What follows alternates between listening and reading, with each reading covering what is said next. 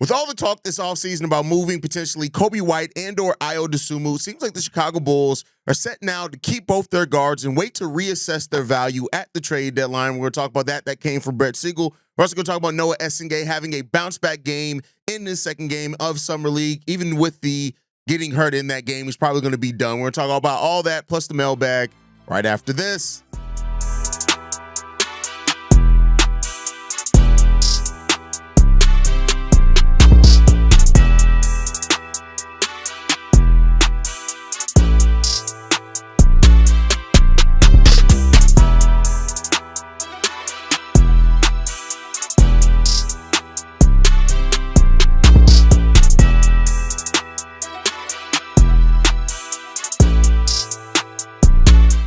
What's going on, Bulls fans? Welcome to another episode of Chicago Bulls Central, your number one spot for everything Chicago Bulls related. I'm the host there, Hayes, but more importantly, you guys can follow the channel at Bulls Central Pod on every social media platform we happen to be on. With that said, let's go ahead and get into this content today, y'all. And so according to Brett Siegel, who has been reporting a lot about the Bulls lately, some things back and forth on that, he reported in regards to the Bulls that the Bulls could very well be looking to just hold on to Noah and Ayo Dosunmu and reassess at the trade deadline, saying this. Ayo Dosunmu and Coby White have drawn plenty of trade interest around the league. Sources have said more teams have inquired about Dosunmu since before the draft than White. While the Chicago Bulls could wind up holding on both guards and address their futures at the trade deadline, there's still buzz that exists regarding one of these players being dealt this offseason.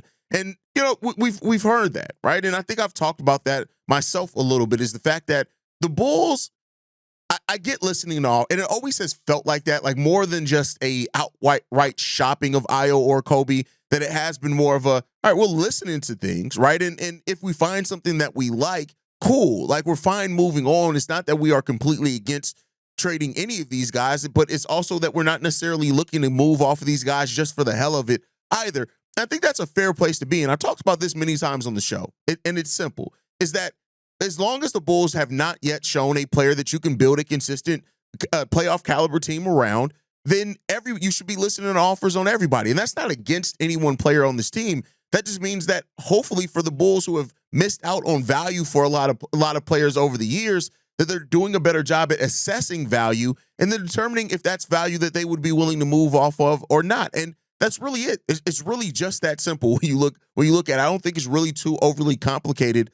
Other than that, hearing from Casey Johnson, right, who was a Bulls insider, saying things like, well, I haven't heard anything about Coby actually being moved. I had heard Ayo's name more than anything, but even at the trade deadline, we heard that the Bulls were turning teams down on Ayo. So, a lot of this comes down to AK being an indecisive president of operations, right?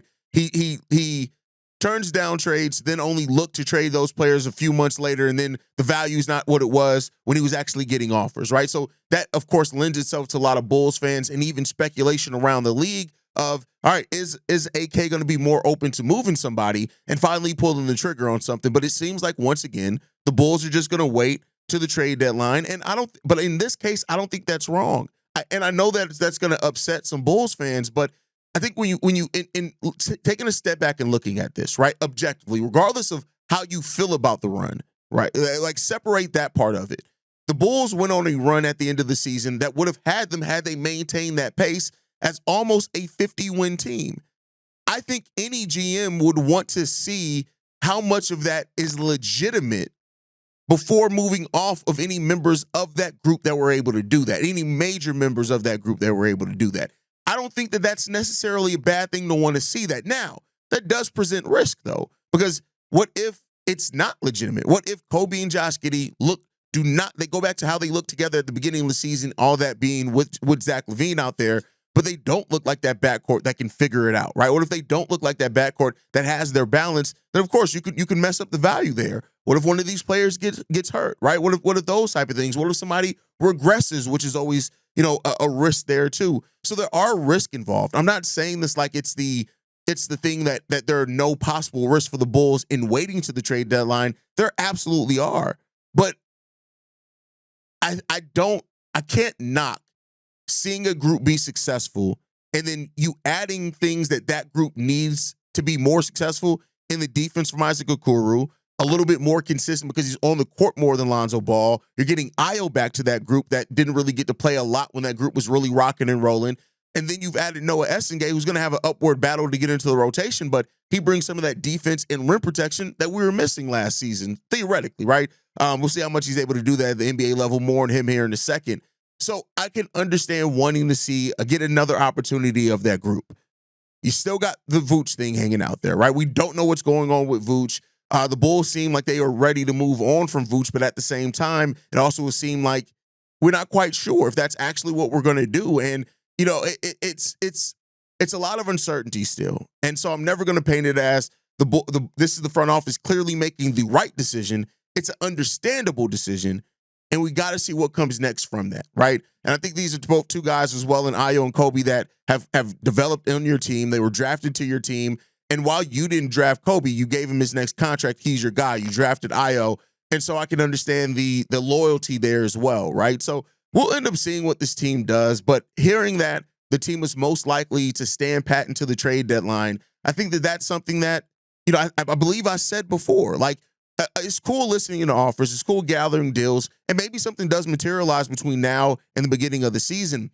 But I think even Brett Siegel now in his reporting change, like we just talked about a couple of days ago, he was like, oh, it's more likely than not that one of these two guys in Ayo Dosunmu, or one of them, are not on the roster by the start of the season. Now it's saying, no, they're probably going to be on the roster by the start of the season, and they'll look to assess at the trade deadline. It is what it is, right? And when it comes down to it, well, of course, we'll find out details as it happens. That always happens. But, running into a situation for the Bulls where money isn't really a problem for the Bulls right now. They can extend Coby. They can extend Ayo. Now, of course, you got to ask your questions on, all right, what's the state of the team at that point in time? But they have that. And so playing with that a little bit, if you're the Bulls and just taking advantage of having that little bit of flexibility that's coming to see this out and see if this version of the team gets you anything, I don't think that's necessarily bad. And then even if you look at it, even without Coby and Ayo, you're clearing Vooch, Zach Collins, and Kevin Huerter. You're clearing almost $95 million in cap space between now, the start of this season, and the end of this season. So that flexibility is going to be there. You have some young, promising players on rookie scale contracts in Matas Buzelis and Noah Essengue, right? You have that. That's there as well. You got another player now in Trey Jones, who's on a really reasonable contract at that $8 million number. So the Bulls sit in a place where financials finally aren't a problem. And if you don't have to base things. Prior, the Bulls would have looked at these moves and it would have been based strictly off the financial situation of the team. Now that you don't have to do that, you don't have to base it strictly off financials because you have that room and flexibility. You can look more of it as fit. And hopefully the Bulls make the right decision in that. I'm not here to say that they will. I'm just here, again, to paint the options, paint what's happening, and to color it a little bit. And we'll see what happens going forward with the team. Hopefully they make the right decision. That's all we can hope for. It's not in any of our control, and we'll see what's going to happen there. But moving on from that, right? Noah Essengue had a really good response to his first game where he even was disappointed with his performance. I think in the second game of the Summer League, you got to see a Noah Essengue that was a lot more assertive on both ends of the ball. Now, there were some times, too, that I wish he would have cut to the rim a little bit where it seemed like he kind of had those moments where either he cut a little bit too slow or he was watching the offense a little bit. He's 18. It is what it is. But this is just me critiquing some of the things that are there that you can look at. Summer League is one of those things, nothing really translate one for one, right? You can look at where a player gets their shots to kind of see where they're comfortable at. You can look at how a player, like the mentality, like I said, with the cutting to the rim, that's a mentality thing. You want to see that. But then again, we didn't always have the best point guard creation in those moments too. But, there were some times where he did cut and we didn't catch him. And I can understand players kind of, not cutting as much because I think people forget, like, when you're constantly cutting, that takes a lot of energy. It's always moving around on the court. And so in a Summer League scenario in which you're being missed quite a bit, maybe that's where he let off on some of that cutting, but the defense was there. How he altered shots, even though he only registered one block, but how he altered shots was definitely there and evident, and his defensive instincts were a lot more on display as well. Taking 10 shots, 4 of those being three-pointers. I love the fact that he did not hesitate to take some of those shots. He also got to the free throw line 7 times. So this was a really good response game for Noah Essengue to really just see what he has the capability of doing.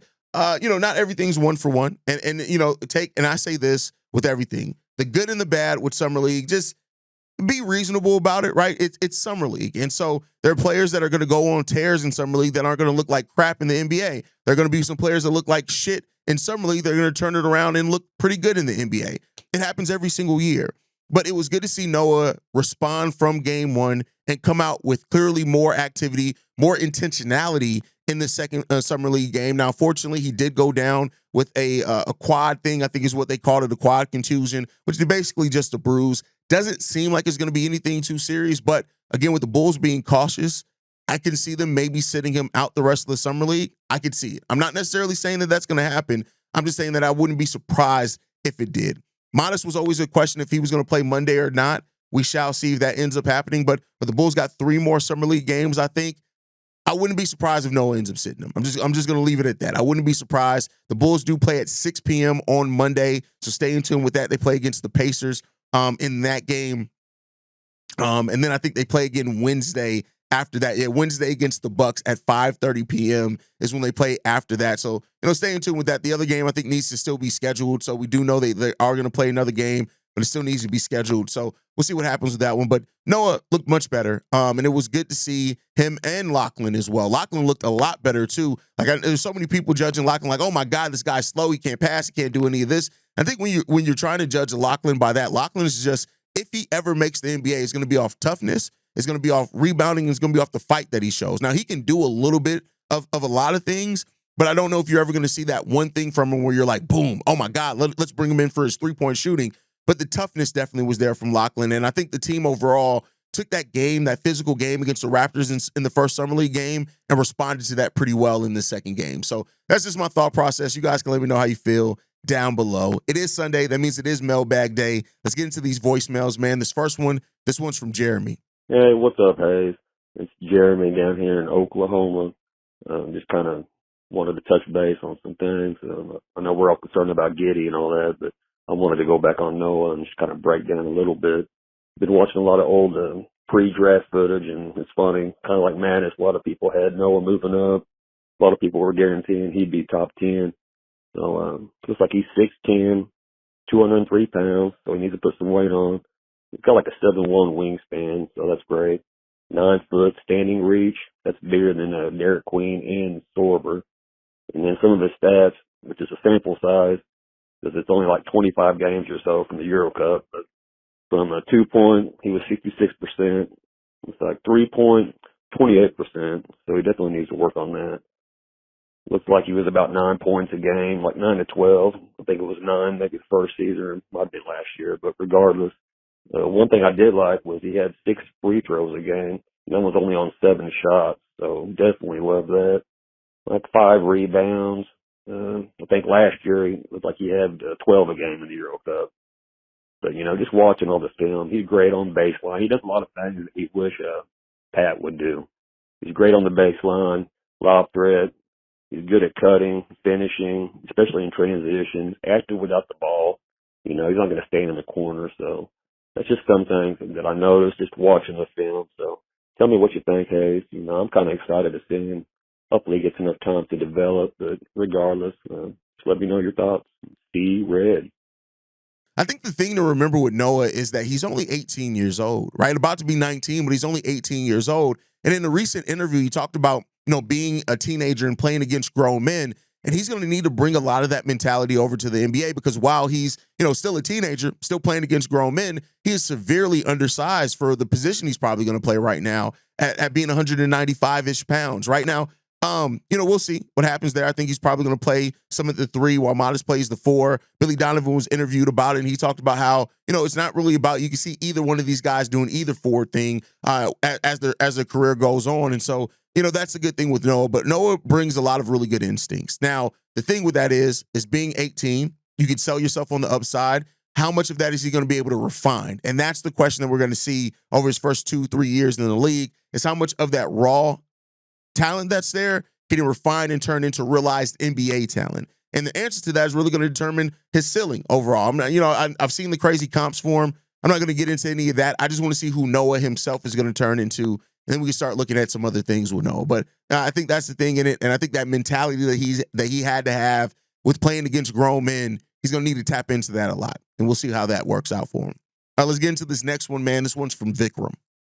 What's up, Ace? It's Vikram. So I just realized this, but Amen Thompson had like a crazy leap like last year where his skills became a lot more refined and that like his defense became a lot more prominent. He showed a lot more flashes with like scoring and playmaking. Is that the kind of leap that you're referring to when you want Buzelis to get a little bit more of like shot attempts, on ball creation, playing with the second unit more? And defensively, he has those like intangibles, like the shot blocking, like the weak side, not the weak side, recovering like shot blocking, and like some on ball like clamps that he got too on a few of the players, like star players this year. Is that what you're looking for, like that Amen Thompson jump? Because I feel like they're similar in that they had a pretty cool rookie year where there were flashes, but it wasn't anything to like be like, oh, they're gonna be future stars. But then Amen Thompson this year showed like a crazy jump. Not so much in counting stats, but like in how he plays, how he carries himself, and more of like a refinement of his game. And also, I was thinking about it. Like, I feel like where Matas lacks, Noah like kind of like covers in that his defense coming in is I wouldn't say a lot better, but it has more like potential because he's lankier. He has slightly better instincts from what I've seen. I haven't seen too much, but from what I've seen, he has some pretty good instincts that Matas didn't really have. And, where Matas lacks offensively in like his like ability to finish really strong, I feel like Noah Essengue has that. Correct me if I'm wrong, but that's just where I've seen. And I just want to know, another question that I have is, could this become like, you guys have said this, but like, could this become something where it's like, the more they develop, the more their mentality, grows, gets put into action? Do you think this could be like something like, I don't know, like what is even like the right comparison, like a Franz, like Paulo, almost that level? Obviously, like that's like a huge leap that they would have to take, but like something along those lines where they're versatile forwards and they're like the building blocks of the future, or do you think they're going to be more of like the complementary pieces? Amen Thompson's a step up. I think when you look at like the fact that he only took like 3 more shots than what he took in his rookie year, but it was a lot of the intangible things, right? The defensive things that he was able to do, the learning when to cut, when to attack, things that he was able to do, taking players off the dribble a little bit more when he had that opportunity to do it. Maybe those are some of the things you do see from Matas. I think Matas' second year jump is going to have to come. The things that I'm looking for is him getting a few more shots, but shooting the ball better from the field, right? Taking that step up defensively.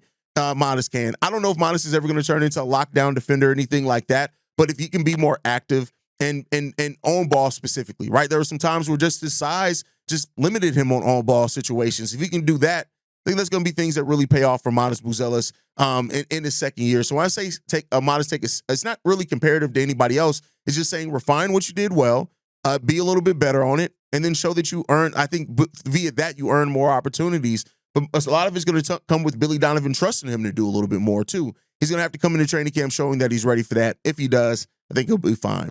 As far as Noah Essenge's instincts, I think you already see those. Definitely has the defensive instincts. He has the flashes of the offensive instincts as well. I think that's just what it comes down to. He has to turn those flashes into something more consistent. I mean, ideally, like the Paulo Franz comparisons, the Jason Tatum, Jaylen Brown comparisons. Korn made a comparison to Michael Jordan and Scottie Pippen. I don't care about any, like both of these guys are still raw enough that it's way too early to make comparisons to any duo. We don't know how they're going to work out. While Noah's offensive game is the most raw part of his game right now, who's to say that it's going to continue to do that? For all we know, Noah could turn into an offensive juggernaut. He's just that raw, right? Matas right now is not a good defender on ball. What if he turns into a monster defensively? Like, it's way too early in these guys' progression and careers to really start making comps yet. Of course, you would love for them to turn into a Franz Paulo level duo. we'll see. Or they could be really solid role. We don't know yet. So, and I'm not somebody who's going to make those knee-jerky reactions after one season. I need to see. My brain works a little bit more too analytically. We'll see how they turn and how they develop going forward. All right, let's get into this next one, man. This one's from Shay. What's up, Hayes? This is Shay. Look, after seeing Noah Essengue and seeing Lachlan play, I think they need to be playing with guys like Josh Giddey and Trey Jones every time they're out there. Look, I know I said a lot of things about raw prospects, but for right now, they really can't create the offense. So it'd be best if they are more of if both of them are more of hustle players slash guys who can get out on the run. That's how they are going to be able to get all their points. They have to be playing with guys that can get them the ball. That's just my opinion. Anyway, tell me what you think. Peace. Yeah, having a point guard that can set the table, I think is going to be important. I think Noah being whether he's going to split some time in the G League and he's going to play some in the NBA level, having Josh Giddey, Coby, Ayo in transition, who I think a lot of people sleep on Ayo Dosunmu's creation in transition. He's actually one of the best transition creators we have on the team. Not to say that Josh Giddey isn't. Josh Giddey's a really good transition creator too. But Josh Giddey's really amazing in the half court too. I think when you get in the half court, Ayo isn't as good of a creator, but he's a really good creator in transition. I think that's going to help Noah Essengue and Matas Buzelis, for that matter, hugely going into next year, right? Having those guys that as you're learning to develop and create your own shot that can help you create that shot helps. And I think Yuki could help and I hope they end up keeping him in the G League for Lachlan down there in the G League. I hope that he's going to be there to help with that too. With Noah's going to play a little in the G League and Lachlan's probably going to start off in the G League too. Hope those guys have those point guards to do it, because when you have a point guard that can set that table, it just eliminates one of those concerns. You just got to be active, cut, go for lobs, and move around. And you have guys that can get you the ball. That really makes the game a little bit easy, simplifies it. And hopefully that what we can have going forward, Shay, for these guys on the team. All right, let's get into the last voicemail for today. This one's from Reginald.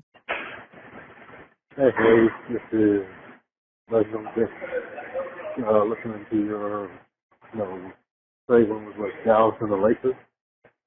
And I don't want the Lakers trade. Not because I don't think guys like Austin Reeves or Will Hutchinson are good.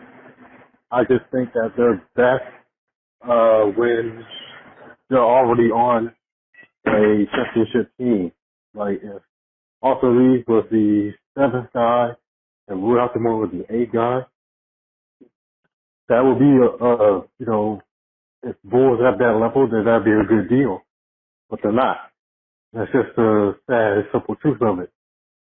When it comes to Dallas, the trade isn't terrible, but once again, I just think guys like Hardy and Williams are just add-ons. I like Derek Lively.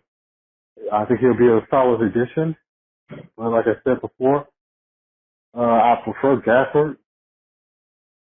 But yeah, Lively, if the deal was Lively and Marshall for Coby and Javon Carter, the Bulls will probably have to throw in a couple of second-round picks, maybe even the Portland first. I wouldn't hate it because you could move Modest to the 4 and have Najee automatically start for you at the 3. I put him ahead of Kevin Huerter. And they got to find a way to move off Boots. But I think it'd probably be easier to move off Jalen Smith and Zach Collins before Boots. So right now, there are a lot of rumors of what the Bulls could do. But it all starts with whether AK can move on with Boots and Zach Collins and maybe Jalen Smith. I don't know if Jalen Smith still has problems with his knees or his hamstrings or whatever. But at this point, until we see what type of system the Bulls are going to run, I don't think the Bulls should trade Coby or Ayo. Definitely not Ayo. But for right now, I hate to say it, but the Bulls should stand pat. If you can't get a clearly good deal that benefits you not just now but in the future, It's best just not to do nothing. But what's your opinion? Thanks. Reggie, my boy. Listen, I know that we've had this conversation before, and I don't say this to come at you at all. Like, Reggie, you rush so quick to leave a voicemail after you listen to the episode that some of the voicemails are almost unusable. You left 4 voicemails this week, and I was unable to use 3 of them. I want to use your voicemails because I actually think your thought process is really sound. You don't have to rush to get the voicemail in. Voicemail days are Saturdays and Sundays. You can wait till you're after work. You can wait till you're chilling in the room. Like, you can wait to do that, like, because some of these you call where you're either on the go or you're so close to the phone trying to avoid that background sound that then it sounds muffled, and I can't use the voicemail. This was a usable one, the most usable one, but it was still a little rough. And I just say that because I want to be able to use your voicemails. I hope this doesn't come off like me being an asshole. I'm not trying to be in this moment. I just want to be able to use your voicemails. And you're not the only one. You're just the only one that's left multiple. But there were other voicemails I was not able to use either because people had shit going on in their background, the TV too loud, or whatever else it is. Like, let's get this together, y'all. I want to be able to use y'all voicemails. That's why I created the Mailbag episode, because I want to interact with you guys. But as far as what you left that on, standing pat, I do think it's the most likely outcome this season. I think, coming into this, and I can't even say that we could call it standing pat. You added Isaac Okoro, which is really good. You added Noah Essengue for your future and a little bit for now too. But for the most part, yeah, the roster is going to stay the same. And I would wish to say that I'm surprised by that, but I'm not. But like I said talked about in the opening segment, I think that there's some thought process behind that, it being the right decision to make, especially if the deals that you're being offered aren't really great, right? And so, and again, that's not to excuse if AK is is passing up good deals, waiting on a great deal that may never materialize. That's not to excuse that, right? I don't want to excuse that if that's what AK is doing, but it is to say that, hey, if you feel like the deals that you are getting offered are not deals that are worth the assets that you're giving up, fine, keeping those assets. Now, if some of these guys walk away for nothing in free agency, that's when you start running into some more of those problems. But I guess we'll cross that bridge when we get to it, Reggie. But thank you guys for leaving voicemails. Thank everybody for tuning in. Make sure you guys are following us at Bull Central Pod. You can send us any feedback, questions, comments, concerns. bullcentralpod@gmail.com. Lastly, if you want to leave a text message and our voicemail for the mailbag, the number to do so, 773-270-2799. We're the #1 spot for everything Chicago Bulls related, but that's thanks to you, lovely and beautiful people. And like I like to end every episode on, go Bulls. Love you guys. See you right if you can, y'all. Peace. This has been a presentation of the Break Media.